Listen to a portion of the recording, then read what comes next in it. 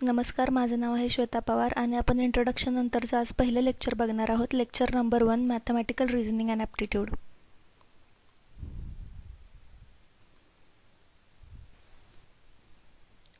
तुम्हाला स्क्रीनवर mathematical reasoning and ॲप्टिट्यूडचा syllabus दिसत असेल. हे सेटच्या सिलेबसमध्ये तुमचं 5वं युनिट आहे. त्याच्या अंडर येणारे points types of reasoning, number series, letter series, codes and relationships, mathematical aptitude, त्यामध्ये fraction, time and distance, ratio and proportion, percentage, profit and loss, interest and discounting, averages etcetera. ह्या व्हिडिओमध्ये आपण types of reasoning, number series आणि letter series cover करणार आहोत. त्याआधी आपण बघूयात की रिझनिंग काय असतं. Reasoning is process of thinking about something in a rational manner. आता रॅशनल मॅनर म्हणजे काय? रॅशनल मॅनर म्हणजे तर्कशुद्ध पद्धत आणि रिझनिंग म्हणजे सुद्धा काय? तर्क करणे. म्हणजे ह्या वाक्याचा अर्थ असा होतो की तर्क करणे ही एखाद्या गोष्टीबद्दल तर्कशुद्ध पद्धतीने विचार करण्याची प्रक्रिया आहे. त्याला आपण काय म्हणतो? रिझनिंग. आता रिझनिंगचे महत्त्व काय आहे? What is importance of reasoning? It helps to develop critical thinking and understand maths in more meaningful way. म्हणजे क्रिटिकल थिंकिंग म्हणजे काय? तर गंभीर विचार विकसित करून आणि सोप्या आणि अर्थपूर्ण भाषेत समजून सांगते. हा रिझनिंगचा इम्पॉर्टन्स आहे. हे रिझनिंगचे महत्त्व आहे. Types of reasoning. रिझनिंगचे 3 टाईप आहेत: इंडक्टिव्ह रिझनिंग, डिडक्टिव्ह रिझनिंग आणि ॲबडक्टिव्ह रिझनिंग. पहिला पॉईंट आहे इंडक्टिव्ह रिझनिंग. इंडक्टिव्ह रिझनिंगची डेफिनेशन आहे conclusion may not practically true but logically true. म्हणजे एखाद्या गोष्टीचा आपण जो निष्कर्ष काढतो तो प्रॅक्टिकली म्हणजे प्रत्यक्षरित्या खरा असू शकत नाही, पण तो अंदाजे खरा असू शकतो. म्हणजे आपण हे काही एक्झाम्पलवरून बघूयात. एक्झाम्पलमध्ये स्टेटमेंट 1 असं केलं आहे की ऑरेंज इज फ्रूट. स्टेटमेंट 2 असं केलेलं आहे की the basket is full of fruits. आणि ह्याच्यावरून निष्कर्ष असा काढला आहे, कन्क्लुजन असं आहे की the box is full of oranges. असं होऊ शकत नाही. स्टेटमेंट 2 वरून ही गोष्ट कन्क्लुजन आहे ते होऊ शकत नाही, कारण स्टेटमेंट 2 मध्ये म्हणलं आहे the basket is full of fruits आणि कन्क्लुजन काढलं आहे the box is full of oranges. म्हणजे हे जे स्टेटमेंट आहे ते प्रॅक्टिकली खरं असू शकत नाही, पण आपण ह्या स्टेटमेंटला लॉजिकली ट्रू म्हणू शकतो. असा जिथे सिनॅरिओ असतो त्या गोष्टीला, त्या टाईपला इंडक्टिव्ह रिझनिंग असं म्हणतात. पुढचा टाईप आहे डिडक्टिव्ह रिझनिंग. डिडक्टिव्ह रिझनिंगची डेफिनेशन आहे conclusion is practically and logically true. हे आपण एका एक्झाम्पलवरून समजून घेऊयात. स्टेटमेंट 1 आहे all mangoes are fruit. Statement 2 आहे ऑल फ्रूट्स हॅव सीड्स आणि कन्क्लुजन असं आहे मँगोज हॅव सीड्स. म्हणजे स्टेटमेंट 1 आणि 2 वरून कन्क्लुजन प्रॅक्टिकली आणि लॉजिकली पण ट्रू आहे. हे झालं डिडक्टिव्ह रिझनिंग. आता ॲबडक्टिव्ह रिझनिंग म्हणजे extension of deductive reasoning in which the conclusion follow from available information but might be wrong. आता एक्झाम्पल बघू त्याचं. स्टेटमेंट 1 आहे ground is wet if it is raining आणि स्टेटमेंट 2 आहे ग्राउंड इज वेट. कन्क्लुजन आहे it is raining म्हणजे पाऊस पडतोय का. तर स्टेटमेंट 1 आणि 2 वरून कन्क्लुजन रॉंग पण असू शकतं. असा टाईप जिथं असतो ते असतं ॲबडक्टिव्ह रिझनिंग. आपला पुढचा पॉईंट आहे नंबर सिरीज. नंबर सिरीज म्हणजे त्याला आपण सिरीज कंप्लिशन असंही म्हणतो. सेट एक्झाममध्ये विचारला जाणारा कंपल्सरी क्वेश्चन आहे आणि सगळ्यात इम्पॉर्टंट क्वेश्चन आहे. ह्या क्वेश्चनमुळे तुमचं स्कोअर चांगलं होऊ शकतं. तर ह्याच्यामधलं आपण पहिला पॉईंट बघूयात, प्राईम नंबर सिरीज.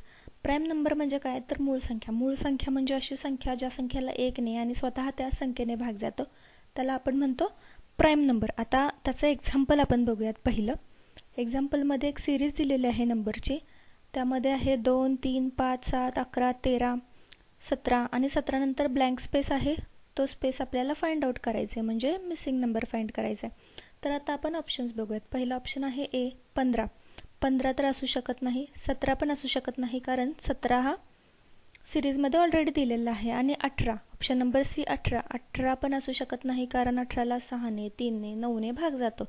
आणि ऑप्शन नंबर डी 19 आहे. 19 हा प्राईम नंबर आहे ज्याला 1 ने आणि 19 ने भाग जातो, म्हणजे 17च्या पुढचा नंबर असणार आहे 19.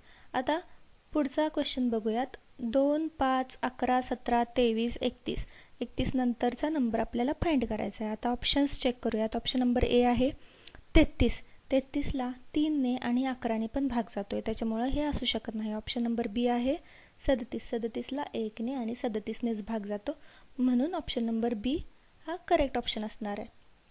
आता पुढचा पॉईंट बघूयात, डिफरन्स सिरीज. डिफरन्स म्हणजे काय, तर फरकाची सिरीज असते ती बघूयात आपण. आता त्यातलं पहिलं एक्झाम्पल आहे 2, 8, 11, 14, 17, ब्लँक स्पेस 23, 26. आता 5 आणि 2 मध्ये कितीचा फरक आहे, 3चा फरक आहे. 8 आणि 5 मध्ये सुद्धा 3चा फरक आहे. 11 आणि 8 मध्ये पण 3चा फरक आहे. 14 आणि 11 मध्ये पण 3चा फरक आहे. 17 आणि 14 मध्ये सुद्धा 3चा फरक आहे. म्हणजे जर मी ब्लँक स्पेसला 20 लिहिलं आणि 17 मधला फरक पण काय आहे, 3 आहे. म्हणजे ऑप्शन नंबर सी हा करेक्ट ऑप्शन आहे. पुढचा प्रश्न आहे 45, 38, ब्लँक स्पेस 24, 17, 10 आणि 3. आता 45 आणि 38 मधला फरक आहे 7 आणि 38 आणि जर 30 लिहिलं तर 38 आणि 31 मधला फरक असणार आहे 7. म्हणजे ऑप्शन नंबर ए हा करेक्ट ऑप्शन आहे. सिमिलरली बघा, ह्या सगळ्या संख्यांमध्ये पण 7-7चा फरक आहे. 17-10 असेल किंवा 24-17 असेल त्यामध्ये पण 7चा फरक आहे. 10-3 असेल त्यामध्ये पण 7 फरक आहे. ही झाली आपली डिफरन्स सिरीज. पुढचा पॉईंट आहे मल्टिप्लिकेशन सिरीज. त्यातलं एक्झाम्पल आपण बघूया. एक्झाम्पल नंबर 1 काय दिले, 2, 6, 18, 54, ब्लँक स्पेस 486 आणि 1458.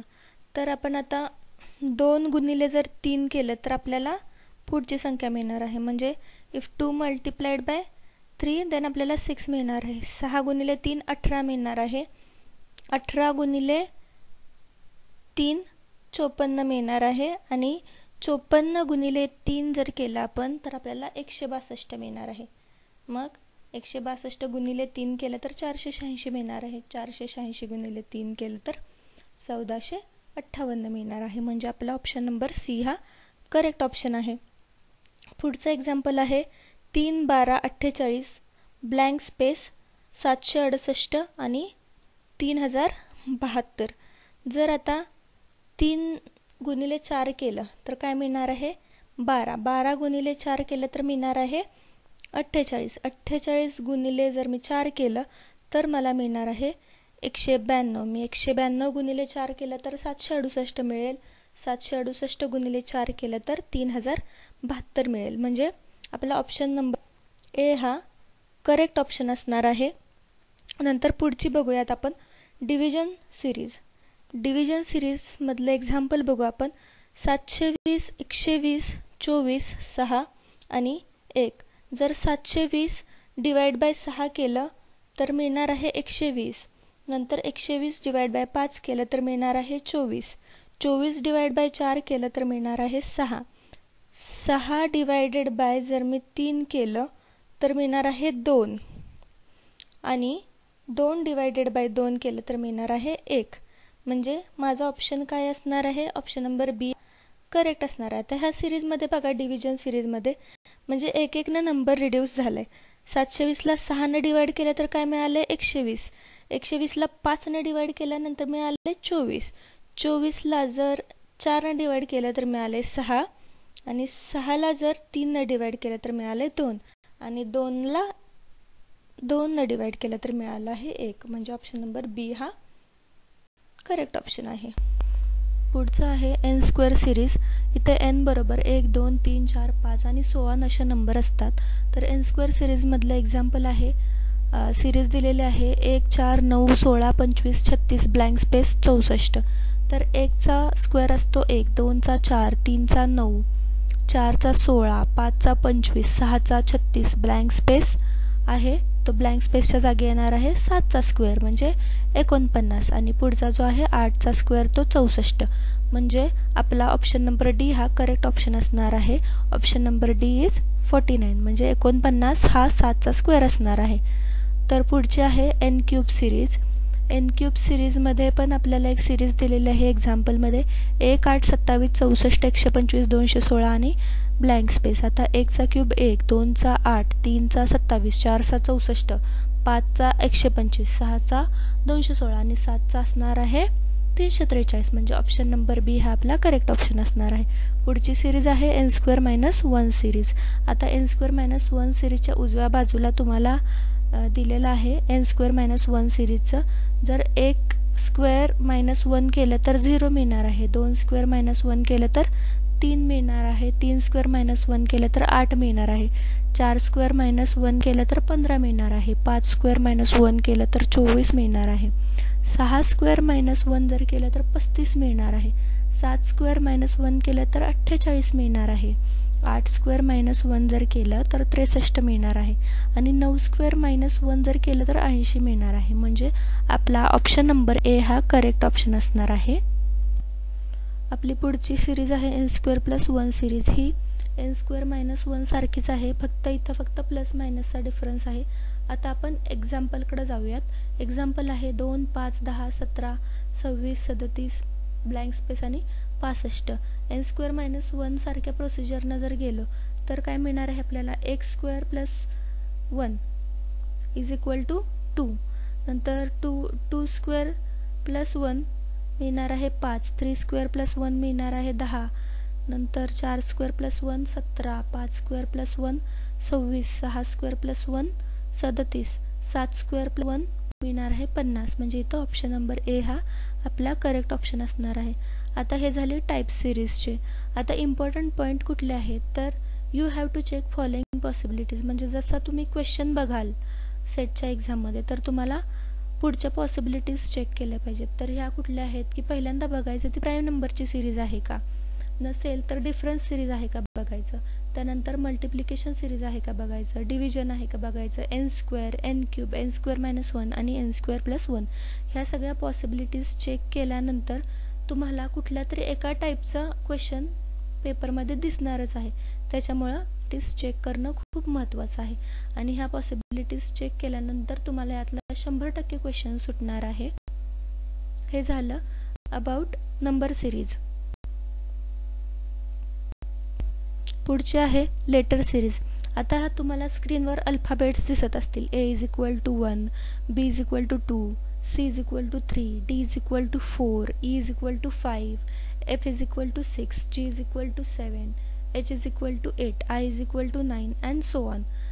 असं तुम्ही पहिल्यांदा रफ वर्कसाठी जे तुम्हाला दिलेला पेपर आहे ते पेपरमध्ये पटकन हे सगळे letter series A to Z 1 to 26 आहे ते पहिले लिहून घ्यायचं. आता हे तुम्हाला कोडिंग आणि डिकोडिंगमध्ये पुढचा जो पॉईंट येणार आहे आपला त्यामध्ये पण महत्त्वाचं आहे. तर तुम्ही पहिल्यांदा काय करायचं की रफ पेज असणार आहे तुमच्या सेट पेपरचं बॅक साईडचं, तिथं पटकन ही सिरीज लिहून घ्यायची. त्याच्यानंतर आता आपण एक्झाम्पल बघूयात लेटर सिरीजचं. एक्झाम्पल आहे पहिलं ACEG ब्लँक स्पेस आणि P. तर आता सोल्युशनमध्ये बघा A+2 जर केलं तर आपल्याला काय मिळणार आहे C+2 केलं तर मिळणार आहे E. असं जर केलं तर I+2 केलं तर आपल्याला काय मिळणार आहे K मिळणार आहे. म्हणजे आपला ऑप्शन ए हा करेक्ट ऑप्शन असणार आहे. म्हणजे I हा आपला करेक्ट ऑप्शन असणार आहे. हे झालं पहिलं एक्झाम्पल. त्यानंतर आता पुढचं एक्झाम्पल बघूयात. पुढचं एक्झाम्पल आहे डबल आहे number ABDGH blank space MN. आता एक्सप्लेनेशनमध्ये बघा after every pair 1 letter is skipped. म्हणजे काय केलंय AB नंतर डायरेक्ट CD नाही आहे तर C स्किप केला आहे आणि डायरेक्ट DE आहे. नंतर इथं F स्किप केला आहे, नंतर GH, नंतर काय केलं आहे I स्किप केला आहे. मग इथं काय येणार आहे ऑप्शन नंबर B JK आपला करेक्ट ऑप्शन असणार आहे. आता पुढची सिरीज आहे ABC CB. आता 3 नंबरची सिरीज आहे ABC CBA DEF blank space GHI IHG. आता एक्सप्लेनेशनमध्ये बघा second term is reverse of first one. आता सेकंड टर्म काय दिली आहे रिव्हर्स दिली. आता ABC आहे इथं तर इथून काय दिले CBA दिले. आता DEF आहे म्हणजे पुढचं काय येणार FED. म्हणजे ऑप्शन नंबर B हा तुमचा करेक्ट ऑप्शन आहे. तर आता आपण पुढच्या लेक्चरमध्ये बाकीचे उरलेले पॉईंट्स कव्हर करूयात. भेटूयात पुढच्या लेक्चरमध्ये. थँक्यू.